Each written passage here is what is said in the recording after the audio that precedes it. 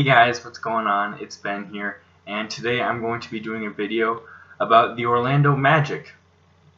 Not just the franchise as a whole, but a specific time in the Magic's history. And this video is going to be focused on how I think they somewhat wasted a potential title contender dynasty run and turned into more of just a stepping stone for other teams in the NBA rather than being a true title contender for a long time to come. So the time in the Magic's history that I'm talking about is a span between 2007 and 2012. Just for some background information about the Magic at this time, their head coach for all of those 5 seasons was Stan Van Gundy, and their main player that they were building around during that entire period of time was Dwight Howard, who was a center. He was an all-star every year during that time period. He was a 3-time Defensive Player of the Year, always putting up around 20 points and 12 rebounds. His best season, he was averaging, well, there's 2 different seasons, but there's one year where he averaged 20 points and 14 rebounds a game, and another year where he averaged 23 points and 12 rebounds a game. So you can pick and choose which year with the Magic you thought he was his best, but during that span, that was like the heart of Dwight Howard's prime, and they were always in contention to be a very good team, but just never put it all together and were like a definitive title contender. So what I'm going to get into is how they built their team, how it was put together, and how ultimately they basically blew their chance to be in the title conversation every year. So starting off with, in 2006 to 2007, the year before they were true contenders, they were the 8th seed in the Eastern Conference, and they had as their primary core a rookie, J.J. Redick, along with Dwight Howard, Jameer Nelson, who was a decent starter at the time, and Grant Hill. Grant Hill, in one of the few seasons he was actually healthy in Orlando, and he was actually putting up decent numbers that year. So they made it into the playoffs at 40-42 under Brian Hill as the coach, who was also the coach of them when they were with Shaq, making the finals in the 90s. And so that was a year where they kind of said, we need to really start becoming contenders because Dwight is really becoming a great player in the league. He was starting to make all-star teams, starting to really show his potential.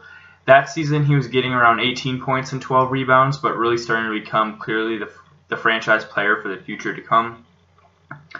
And so the next season they brought in Stan Van Gundy to be the head coach, and the big piece of this was that they brought in Rashard Lewis as a free agent, who was he had made an all-star team at that point 2 years prior, and he was good for about 18 points a game, like a good second option on a team, and he had some playoff experience, and it was just a good all-around player at that point, a really good three-point threat. And so the core of the Magic was looking like, for 2007 to 2008, Jameer Nelson at point guard, J.J. Redick, Hedo Turkoglu at small forward, and Rashard Lewis and Dwight Howard at the 4 and the 5. And this was a really good core, and a bit ahead of its time in that Stan Van Gundy at this point was really starting to develop and establish this idea of spacing the floor a lot. He's kind of building on top of what Mike D'Antoni did in Phoenix, which was sort of a run and gun game and really fast paced. He was doing some of that, but he was also doing a lot of what we see in the modern NBA, which is the stretch 4 game with Rashard Lewis at the power forward instead of the small forward, which he would sometimes play in Seattle. He was the starting power forward on this team. And so just a lot of what you see in modern times today with the stretch, with the power forward position always being a 3-point shooter basically for the most part for most NBA teams today. I would say Stan Van Gundy is the guy that really created that as like a staple of his teams, with when you had a guy like Dwight Howard on your team, you really needed a lot of spacing because he essentially could only score in the paint. So that's what he did. He surrounded him with 4 shooters on the floor at all times, and as a result, they had great floor spacing and their offense worked great. Dwight had space to work in the post, and if he didn't have any good looks down there, he would distribute it and kick it out to somebody on the wing because they could all shoot well. And it would really help with Dwight's rebounding as well, because if you have the power forward out guarding Rashard Lewis on the wing, then he could not fall into the paint to get the rebound. And so Dwight, being a really good rebounder, would only have to block out one guy, and it wouldn't really be that much of a contest to get the rebounds. And so he could really shine defensively, grabbing boards. And this was a season the Magic were really able to flourish overall and establish themselves as a force to be reckoned with. In 2007 and 2008, they finished with a record of 52 and 30, and they were the 3 seed in the East. And they made the second round of the playoffs, where they lost to the Detroit Pistons. And really the reason for this was that it was nobody's fault or anything that they lost. It wasn't like they were not ready for like the big moment, but they just were inexperienced at this point and didn't really know, like, I know it sounds like a cliche, but they didn't really know how to win at this point, because they had only been in the first round the year before, and Rashard Lewis hadn't been with the team at that point, so they were still kind of learning this new offense. And when you go up against really good defense like the Pistons, they can figure out ways to counteract the 4 floor spacers and 1 guy inside, which is what the Magic were doing. But it was still by far a success for them. They were the 3 seed in the East, which is really good. They had won the division, and things were looking really up for them. And Hedo Turkoglu actually took a huge step forward this season and won Most Improved Player of the Year. He had averaged 19 points a game, which is up from the season before when he averaged around 16. He was averaging around like 19, 6, and 6, which is really good. He was definitely the second option. He played a lot of point forward, in that he would take the ball up for the Magic almost as much as Jameer Nelson, and he would do a lot of initiating of the offense, which was great because he was 6'10". The thing about the Magic was they played like a small ball, but they had a lot of big guys too, in that like Rashard Lewis was 6'10" for power forward, which is a good size.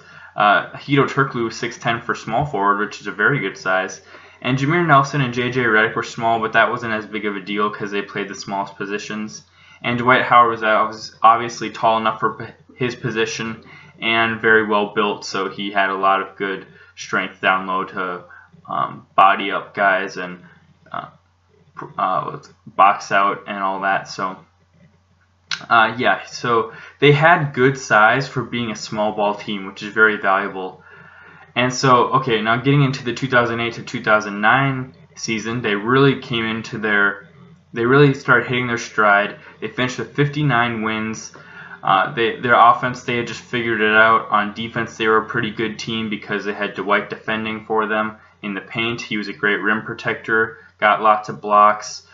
He got his first Defensive Player of the Year award this season. First team All-NBA. He was like an established star, and like probably you'd say at this point about a top 5 player in the league. The conversation is sort of like D. Wade, LeBron, Kobe, and Dwight Howard are sort of like the top 4 at this point. And yeah, he was just dominating. And Hedo Turkoglu was still doing really well. He was averaging around 16.5, 17 points a game, still with about 5-6 rebounds and 5-6 assists a game. Rashard Lewis still getting around 15-16 points a game. Jameer Nelson had a really breakout season. He was an all-star this year, along with Rashard Lewis and Dwight Howard.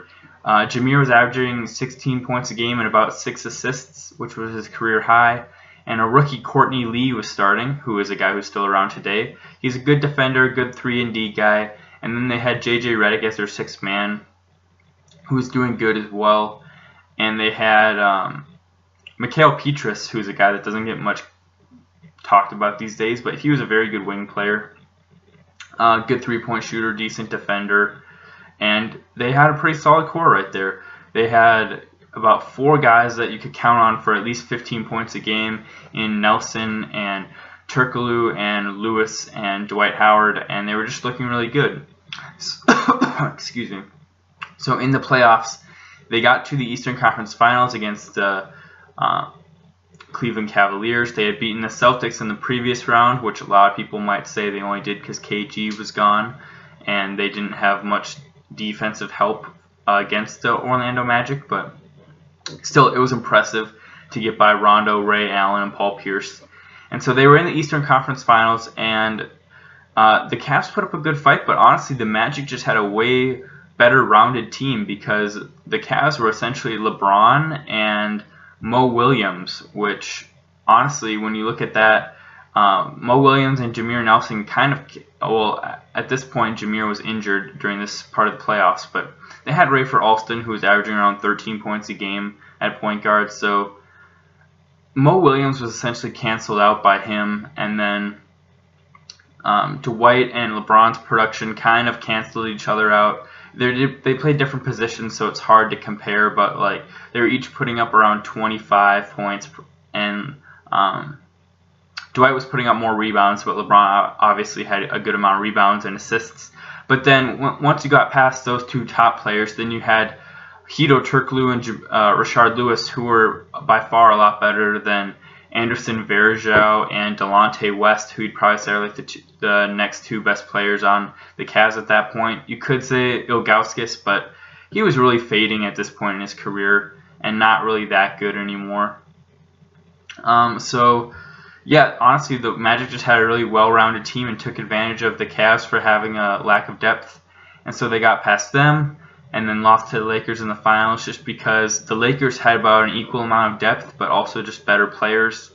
Like if you go down the line, Kobe and Dwight Howard, if you want to, you could say that they were equal, but Kobe was the better player at that point. Second best players, you'd probably say Turkoglu and Pau Gasol. Pau Gasol is about equal to Turkoglu in that season, but probably still Gasol's better. Going past that, you have probably Lamar Odom versus Rashard Lewis, about even. Rafer Alston versus Bynum, I'd say Bynum's the better player. So like they both were very deep teams, I'd say, but the Lakers just had better role players, or just at every position they were just slightly better, and so overall they were a much better team. And so the Magic lost in the finals 4-1, but still people were really high on this team at this point. They had come out of their conference champs, nearly had 60 wins, very impressive season. So going into the next year, there were a lot of high hopes. And during this next season, the Magic had a lot of overhaul. They got rid of Turkoglu because they didn't get rid of him. He was a free agent and he signed with Toronto because he wanted to cash in on his good seasons with the Magic. So the Magic then traded away Rafer Alston, coming off of a very good half season with them and playoff run. They essentially traded him and the rookie Courtney Lee to the Nets for a very young Ryan Anderson before he was a legit player in the league, and Vince Carter, who is at the tail end of his prime, still a threat offensively, but fading as far as his prime goes. So the coming season, their main rotation was Jameer at point guard, Vince Carter at small forward, Vince Carter at small forward, J.J. Redick at shooting guard, Rashard Lewis power forward, and Dwight Howard at center, with the main bench players being Marcin Gortat at center, Ryan Anderson at power forward, and as far as shooting guard, it was kind of just a platoon of a lot of unnotable guys. But they still had a really good starting lineup, and they were still looking pretty promising for the future.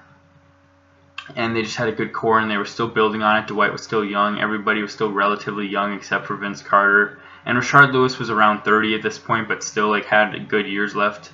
So they had nothing to worry about, really. And they had a good season again. They won 59 games, and they were the second seed, and they got to the Eastern Conference Finals. And they lost to the Celtics in 6 because the Celtics had everybody healthy and had a good squad. They had added Rasheed Wallace to the team, and so he was a big factor as like a sixth man for the Celtics. And they were just hitting on all sixes, and Vince Carter sort of disappeared in the playoffs a bit. He was only averaging around 13 or 14 points a game, when I think what they wanted from him was more like 18 to properly fill the void from Hedo Turkoglu. And Vince Carter was also shooting poorly, like around only 40%, when I think they hoped for more like 46%, and he was taking a lot of shots too, so he was messing up the offense a little bit. And Turkoglu was definitely a better three-point shooter than Vince Carter, so a lot more of his offense came from driving.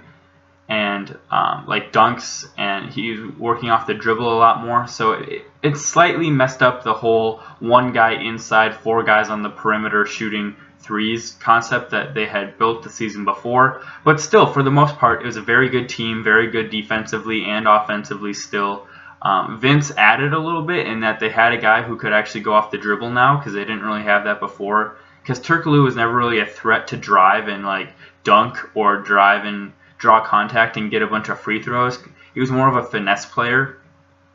Like a good, if you don't really know much about Hedo Turkoglu in his prime, think of like if Danilo Gallinari was like a point forward. That's kind of who Hedo Turkoglu was, like about 16 points a game, but also kind of like had some point guard skills. Okay, so yeah, they had a good season, and it was sort of like, dang, like they really hopefully would have been able to beat the Celtics, but the Celtics really got their number that year and kind of got them by surprise, and Vince Carter disappointed a little bit, and they weren't able to beat them, but oh well. Alright, going on to 2010 to 11, Magic kind of struggling a little bit early in the season, and they decide we need to shake things up. So they trade Vince Carter to the Suns, who at that point actually had Hedo Turkoglu. So then they got Hedo Turkoglu back in 2010, the fall, and they also got rid of Marcin Gortat because he went to the Suns in that trade as well, and they got Gilbert Arenas from the Wizards for Rashard Lewis, so the team was starting to look a lot different. Their core was more like Jameer Nelson, J.J. Redick,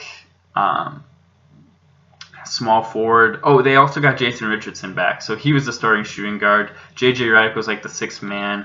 They had Matt Barnes, I think, starting at small forward, or I might have to double check that. And then at power forward, they had Ryan Anderson and Hedo Turkoglu was the starting small forward. I'm sorry. Ryan Anderson was doing a bit of the starting power forward along with Brandon Bass, who they had signed, and then Dwight was the big man, and then J.J. Redick again was the sixth man along with Ryan Anderson coming in and subbing in it for the big men. So this was a decent team at this point. Jason Richardson was trying to be that guy that can score 17, 16 points a night. But even at this point, he was getting a bit older and, still a good shooter, still can do some decent damage off the dribble, but not as good as Vince Carter, honestly. But they were about even at this point. But this is when I feel like the Magic started going downhill a little bit. They won 52 games this year. They were the 4 seed. They were still expected to get out of the first round. Gilbert Arenas was a sixth man, by the way, too. I forgot to mention that. He really struggled this season. He didn't really know, like, am I a star player anymore? Am I even starting caliber anymore? Am I a bench guy? Like, he was a bench guy for the Magic, but he didn't really want to accept that role, and it was kind of hard. But Dwight still put up numbers. This was the season he went with 20 points and 14 rebounds, and they were still a good team, and people were still saying, man, like the East is more crowded now that the Big Three formed, but they're still right there. That they're one of the contenders. And even though the Bulls had risen too, people were still saying the Magic are in the mix. And in the playoffs, they lost to the Hawks in the first round. And honestly, I think what the main problem was, they had Dwight, but the Hawks did a really good job on defense with Jason Collins and Al Horford and Josh Smith, all good defenders, all taking shots at Dwight, defending him, and they really wore him down. And so then he would kind of rely on the other guys a bit more for offense, like Hedo and Jason Richardson and Jameer Nelson too. But at this point, like guys like Gilbert Arenas and Jason Richardson were a little more, I don't want to say washed up, but definitely past their primes. Hedo had somehow just lost his stuff, lost his mojo. He was not really that good anymore. He was only averaging about 11 points, 4 rebounds, 4 assists a game, and like not as good percentages from three-point land or from the field. So he just had lost some of his magic.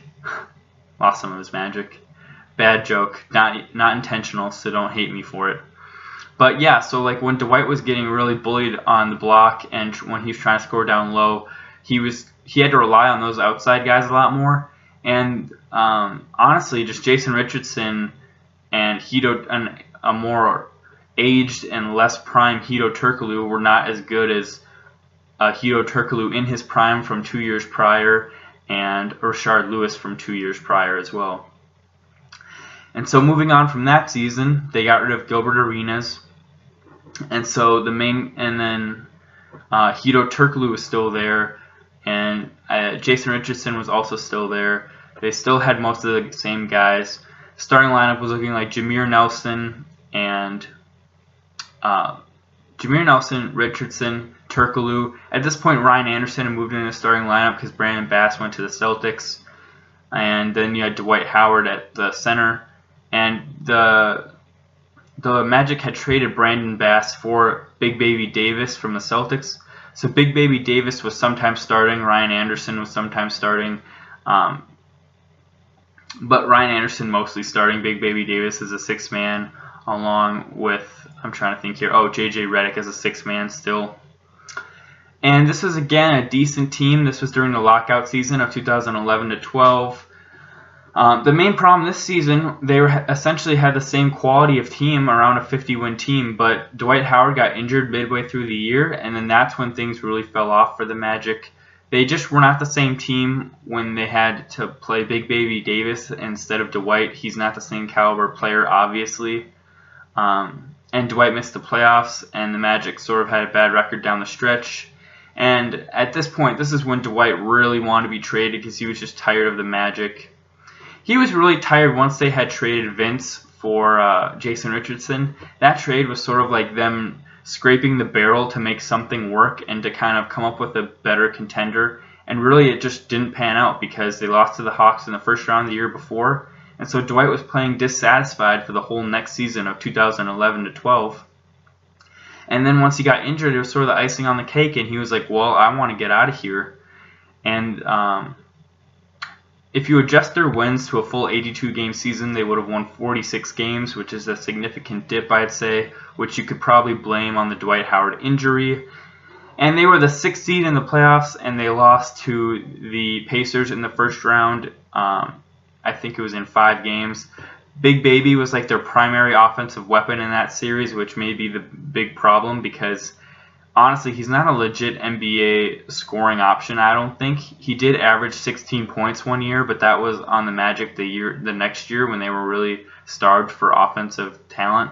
So, yeah, they just didn't have it in the playoffs because they didn't have their main guy, Dwight. And then Dwight got traded finally in the offseason, and Stan Van Gundy was gone, and sort of the whole chance at being good was gone because then Jason Richardson left, and Hedo stayed on for like 2 more years, but was like a skeleton of his former self. And Ryan Anderson actually was the one bright spot in 2011-12. He won Most Improved Player, averaging 16 points a game on great shooting. But still, it wasn't enough to help the team do well in the playoffs without Dwight that year. But getting back to what I was saying, so the Magic fired Stan Van Gundy, traded away Dwight. Jameer Nelson left, I think, about a year later, and the team kind of just fell apart from that point. About a year later, J.J. Redick got traded, who had been there all of those 5 seasons, and now the Magic have been rebuilding since.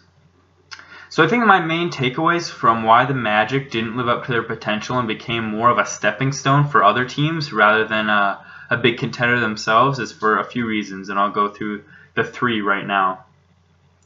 So number 1, I think it's that like any really good team sometimes has to go through, unfortunately, their good players ultimately got poached. When Hedo Turkoglu left to go to Toronto in the 2009 offseason, that was, I don't want to say that sealed it for them, but I think that was a big difference in that from them becoming like the legit contender to just like a really good team that's like the team that somebody else has to play to get to the finals, because that's sort of what they became after that. Like the team you face, they play you really hard, but ultimately you know you're going to win and get past them. That's what, like a stepping stone. That's what the Magic became. And because it was Hedo, because he was a really good point forward, having a 6'10 small forward is a great advantage compared to like when Vince Carter was there. He was like a 6'6 small forward, which is actually an undersized small forward, which is a problem. He was playing shooting guard a lot too, but when he would play small forward in a smaller lineup, it was a problem. Also, when they did the move to get Vince Carter, He was actually, like, they didn't really realize it, but he was basically past his prime. And in the playoffs, he was only averaging around 14 points a game, which was a problem. And really, he just didn't have it really anymore. And it was kind of, this was the tail end for him. He is still playing now, like 10 years later, but like as far as being in his prime, this was the end for him.